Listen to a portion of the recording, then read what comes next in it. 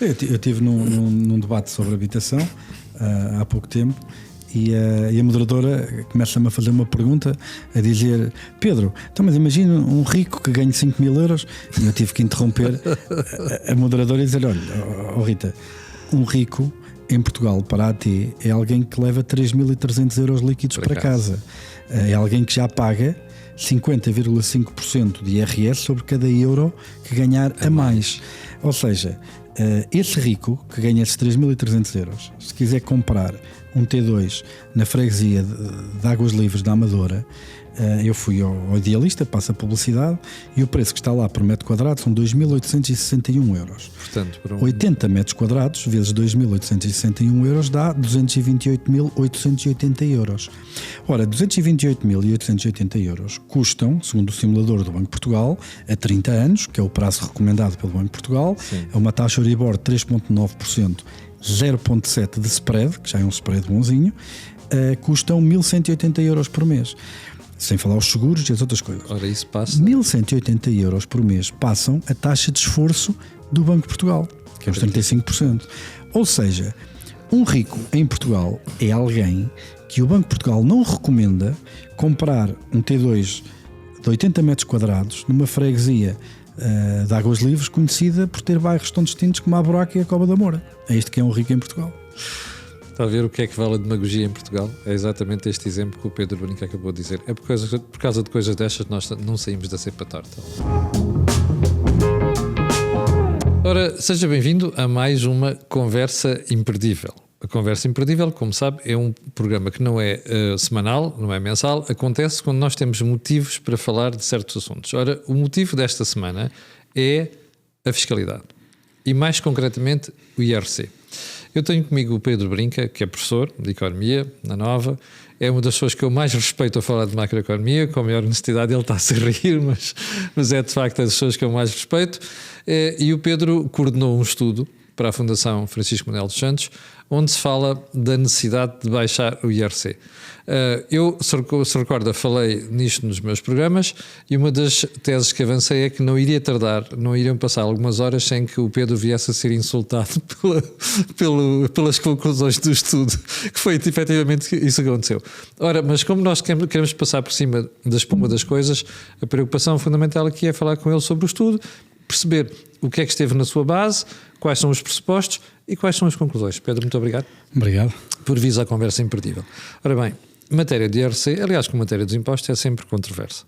Mas vocês chegam a conclusões interessantes no estudo. Antes de mais, porquê é que ele aparece? Bem, isto foi uma iniciativa que tivemos em 2019, mas já sei lá. Portanto, não tem nada a ver com estas coisas das eleições do programa do governo? O estudo estava concluído e o estudo concluiu-se antes até da queda de António Costa do governo, porque estes meses todos que se passaram, houve a produção, houve questões de edição, houve questões de preparação dos materiais, de lançamento, essas coisas todas, peer review. Ou seja, o estudo estava concluído, ainda não tem nada a ver com este período eleitoral. Foi começado em 2019, em setembro, outubro de 2019. Não tinha qualquer relação com qualquer cenário político. Tinha a ver com uma coisa, que era que Portugal, de facto, em termos de taxas estatutárias, destacava-se pela negativa, no sentido de ter os impostos mais elevados da OCDE sobre as empresas, em termos de taxas estatutárias, e a pergunta que nós queríamos fazer era o que é que aconteceria se, de facto, nós tivéssemos taxas estatutárias mais em linha com o que são o resto dos países que são os nossos principais parceiros. Ou seja, se as baixássemos. Exatamente, ou seja, há uns 20 anos atrás, Portugal não estava muito afastado do que era o percentil 50 para cima das taxas que incidiam sobre os lucros das empresas. Mas o que é certo é que nos últimos 20 anos a maior parte destes países tiveram uma grande desvalorização fiscal, baixaram muito esses impostos. E essa descida não foi inicialmente acompanhada, mas não foi depois mantida, e Portugal, se era dentro da média há uns 20 anos atrás, hoje é claramente pouco competitivo no que diz respeito a estas taxas estatutárias.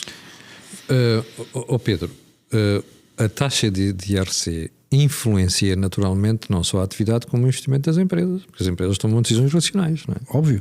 E o que as pessoas se calhar às vezes não pensam é que Aquilo que aumenta a produtividade dos trabalhadores é os meios que têm à sua disposição. Ora bem, esses meios têm que ser adquiridos através de investimento. Os investimentos são feitos de acordo com as rentabilidades. A pessoa só decide investir em algo se tiver algo em troca.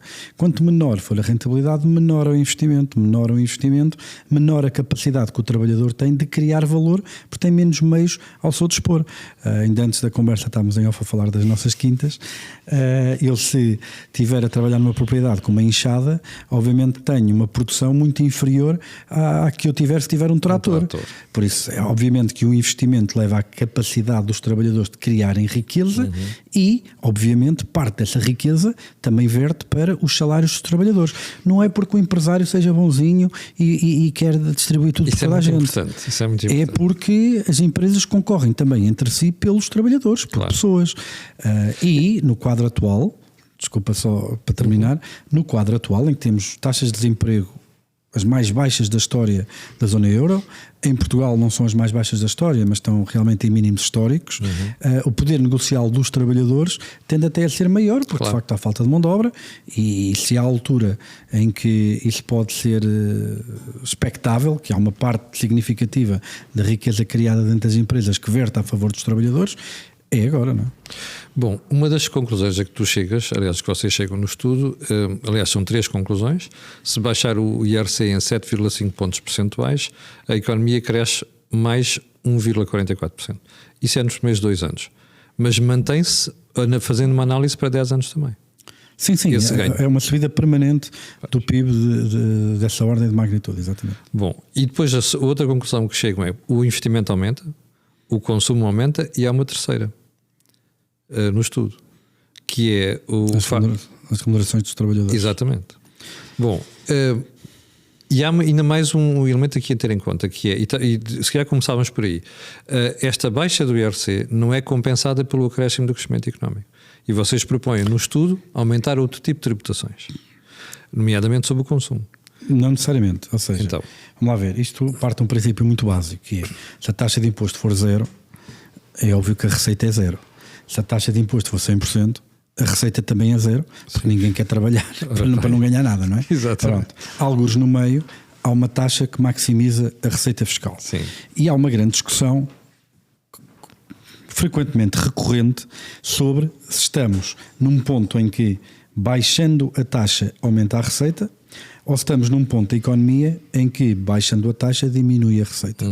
Esta relação foi teorizada por Arthur Laffer, que é um economista americano. A curva de Laffer, que a gente está curva de Laffer, exatamente. E serviu de base a muitas das políticas que Margaret Thatcher e Ronald Reagan fizeram no fim da década de 70 e princípio da década de 80, com base nessa ideia, que diminuindo a taxa iria aumentar a receita. Olha, isso foi um rotundo fracasso. É do ponto de vista orçamental. Criaram-se dos maiores déficits da história nos 2 países. Eu confesso que sou muito cético relativamente, mesmo em Portugal, que uma baixa de taxas leve a um aumento de receita. Acho que não estamos nesse ponto, mas é um pouco uma profissão de fé e intuição que eu estou a dizer. Mas eu gostei da vossa honestidade intelectual ao dizerem no estudo que isso é uma verdade. Não vai acontecer um aumento de receita fiscal se baixar a taxa. Nós fomos disciplinados em termos de modelação, não é? Porque modelos há muitos, não é? É verdade. E a gente faz o que quer deles. E qualquer pessoa pode construir um modelo para suportar a sua algum ponto que queira fazer. Só que nós não tivemos essa liberdade, porque precisamente sabemos que isto é um assunto bastante quente do ponto de vista de discussão política e quisemos nos disciplinar e proteger nessa dimensão, e então usámos exatamente a mesma metodologia e o mesmo quadro conceptual de análise, melhorado em algumas dimensões, para podermos responder a algumas das perguntas que nos propusemos fazer no estudo, que a União Europeia exige aos seus Estados-membros que usem para fazer estudos de impacto económico sobre toda a legislação que é aprovada em Assembleia da República que tenha impacto orçamental. Cada legislação que é aprovada em Assembleia da República que tenha impacto orçamental tem que ser acompanhada de um estudo de impacto económico para Bruxelas, usando o mesmo quadro conceptual de análise que nós usamos. no nosso caso, melhorado. Por exemplo, este quadro conceptual que eu estou a fazer referência não tem na sua gênese, nesse modelo, empresas de diferentes tamanhos. Ora, nós, como temos um IRC progressivo, tivemos que melhorar o modelo para refletir esta distribuição de tamanhos de empresas e de lucros semelhante à realidade portuguesa, com microdados de autoridade tributária. PME.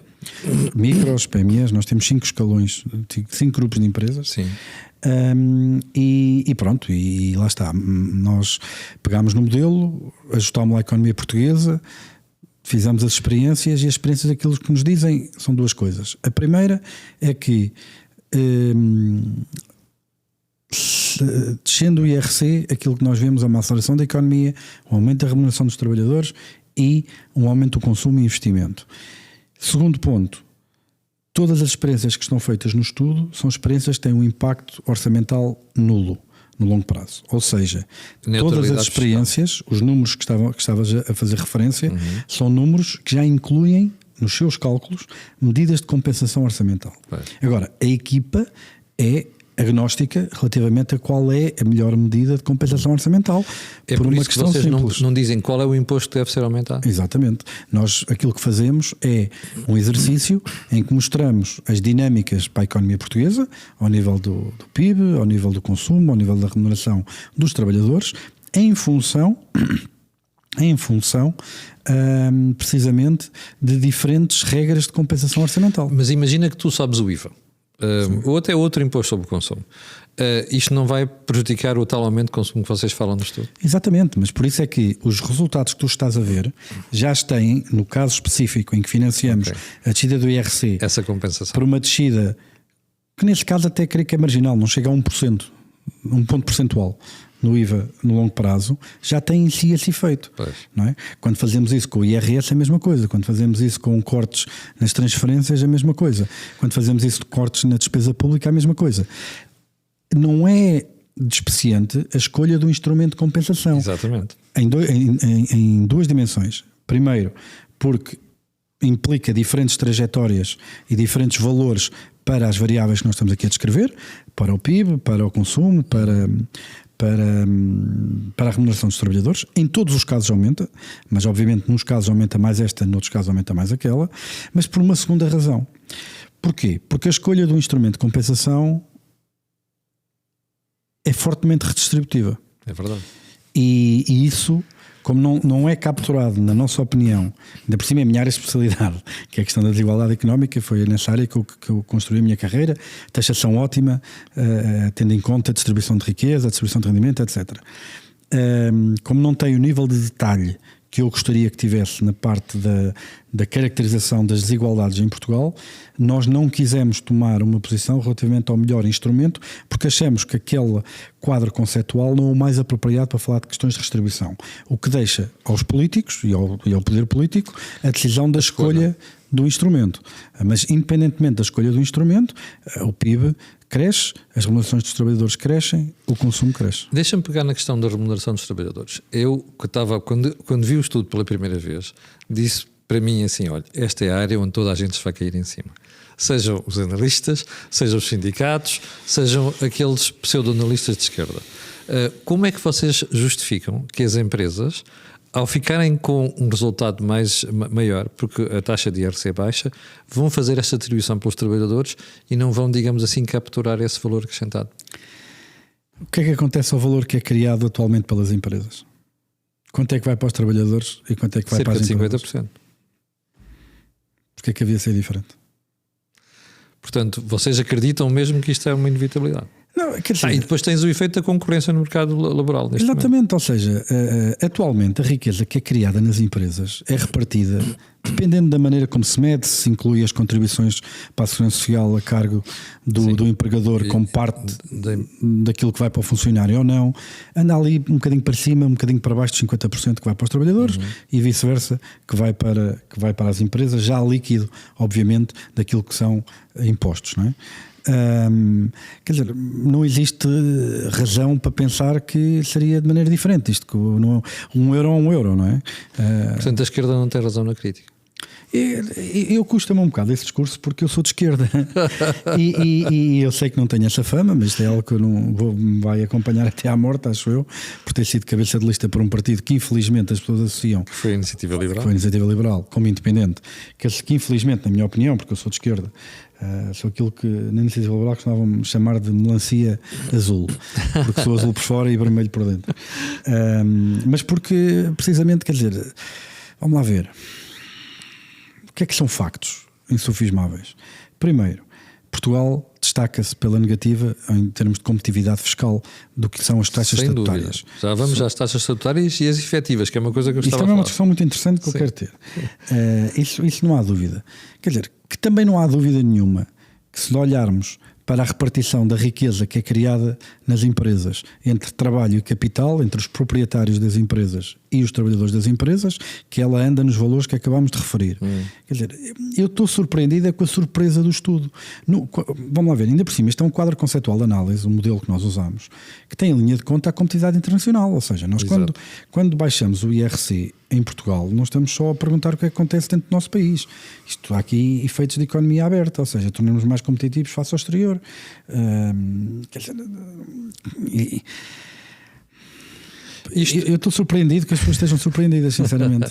Esta baixa do IRC que vocês propõem poderia ajudar a buscar outro tipo de investimento de Portugal, nomeadamente o investimento em baixo valor acrescentado em empresas que são capazes de pagar melhor às pessoas? Duas coisas acerca disso. Primeiro, não há convergência social sem convergência económica. Exatamente. Nós podemos fazê-lo por dívida, mas a realidade é como um comboio e ir contra o comboio normalmente não corre bem, e nós em 2011 tivemos um comboio chamado Troika. Pronto, existem limites para esse tipo de crescimento, por isso nós só conseguimos crescer aumentando a nossa capacidade de criar valor. Não conseguimos convergir com o resto da Europa em termos de nível de vida se não conseguirmos convergir na nossa capacidade de criação de valor, e para isso é preciso empresas mais capitalizadas, com mais investimento e que deem às pessoas uma maior capacidade de criar valor. Quer dizer, isto acho que é literacia económica básica, não é? Não, acho que nem sequer é disputável, mas pronto, isto hoje em dia diz tudo. Segundo, é bom lembrar que nós temos um tecido empresarial e um quadro fiscal que desincentiva claramente o crescimento das empresas ou a atração de grandes empresas para Portugal. Isso também acho que é óbvio. Portugal tem 44% do emprego em microempresas. Esses 44% do emprego em microempresas criam 20% do valor acrescentado.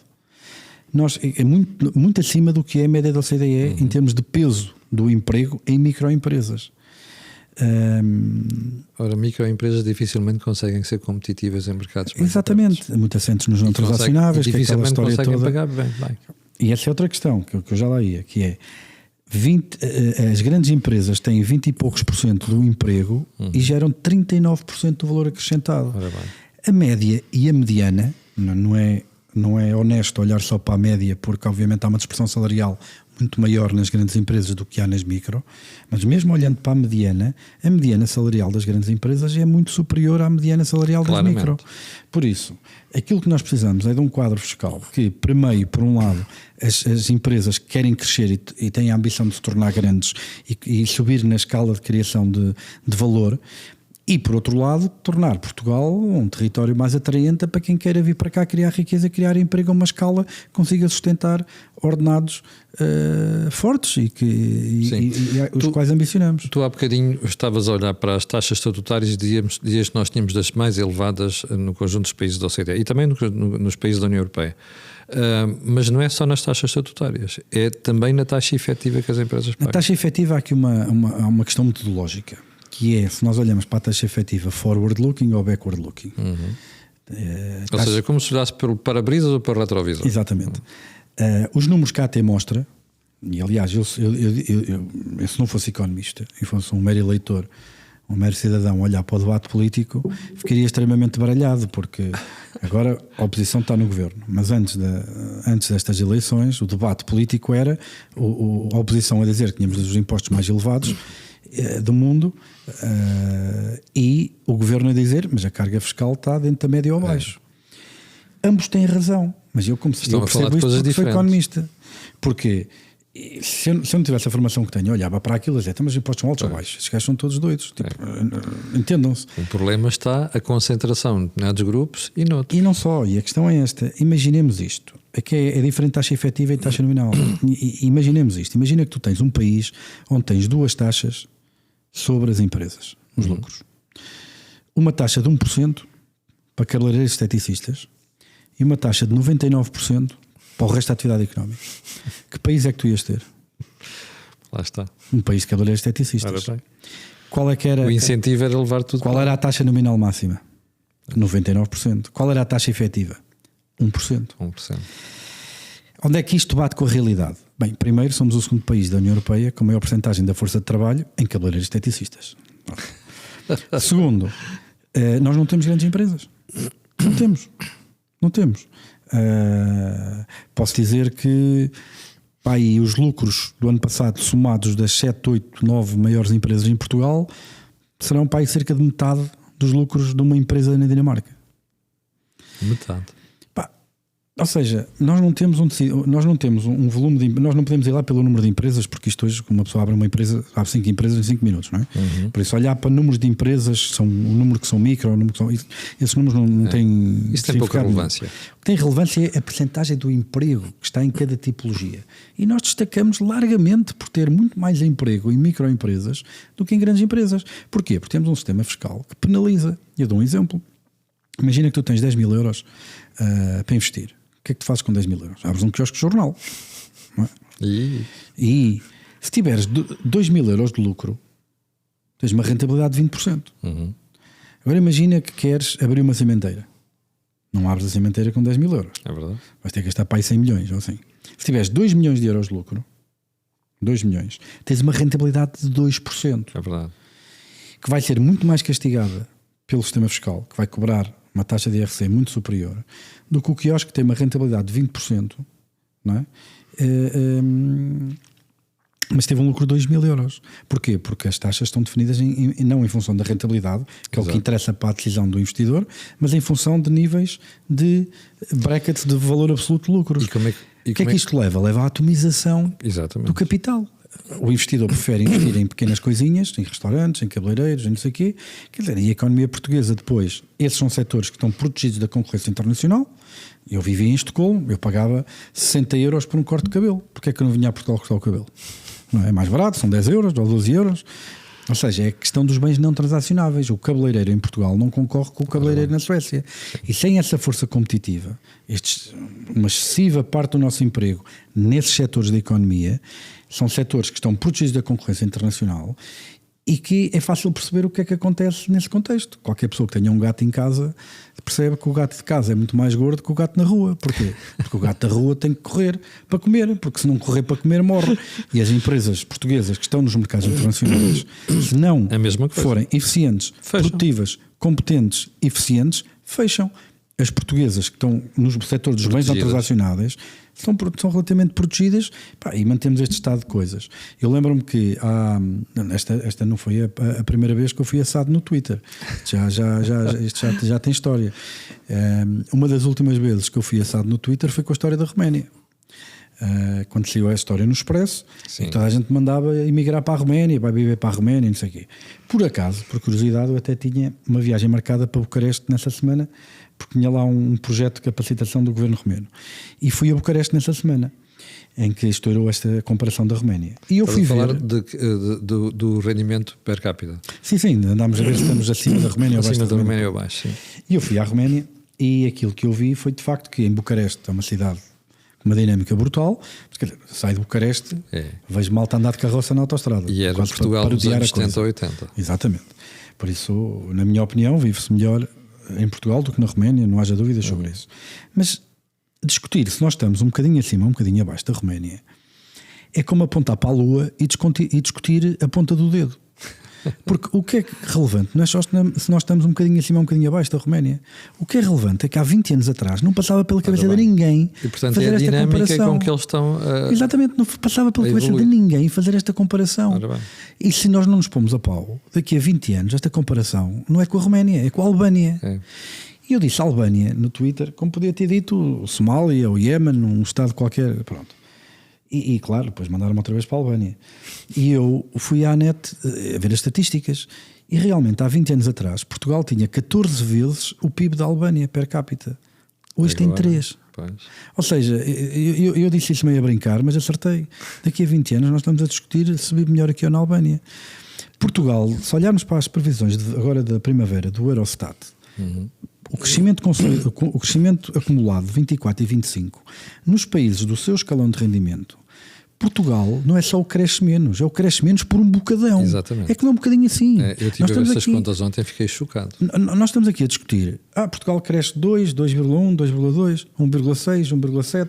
Quer dizer, os países no nosso escalão de rendimento na Europa estão todos a crescer a 3, 4. Mas nós continuamos com aquela pancada a dizer estamos a crescer mais do que a média europeia. Porquê? Quando sabe que a média europeia é puxada pelos maus países. Claro, como a Alemanha, a Itália, países já fortemente capitalizados, com uma dinâmica de crescimento mais branda, porque já são países muito mais ricos. Sim. Já têm os tratores na tal analogia de há bocado. Ou seja, é muito complicado fazer este tipo de análise. Pedro, uma das coisas que mais me chocou no vosso estudo foi ver que em 3 décadas nós temos 1350 alterações ao IRC. Mais de 1350. E não estamos a falar de trocar vírgulas ao parágrafo, estamos a falar de alterações substanciais. Regimes fiscais. Nós alterámos agora, ainda o ano que passou, alterámos tabelas de IRS a meio do ano, não é? De retenção. A minha mãe é contabilista, quer dizer, eu não lhe vejo a vida nem por nada, porque ela, quer dizer, isto só manter-se a par de todas as alterações fiscais é um trabalho a tempo inteiro, não é? E isto obviamente afasta investimento.